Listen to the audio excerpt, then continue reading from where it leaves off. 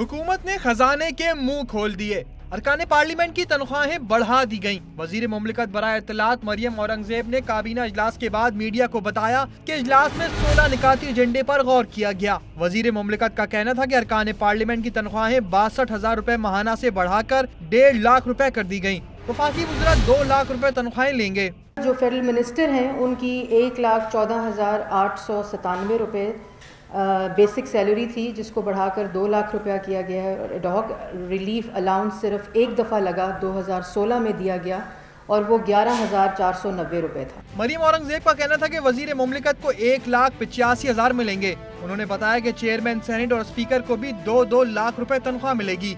Chairman senate और speaker से मैं बात शुरू करूंगी और उसको बढ़ा के अब 2,05,000 कर दी गई है और जो एडहॉक रिलीफ अलाउंसेस इसके अंदर मौजूद हैं। वफाकी काबीना ने स्पीकर और चेयरमैन सेनेट की मराहत में इजाफे के साथ साथ भारत से चंद मखसूस अद्वियात मंगवाने की भी मंजूरी दी।